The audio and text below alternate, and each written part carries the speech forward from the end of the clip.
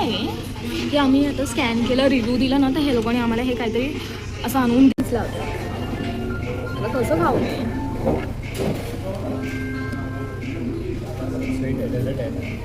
मच्छीच्या शेकमध्ये काय स्वीट खाणार. गरम आहे, गरम आहे. हनी टाकलं याच्यावर.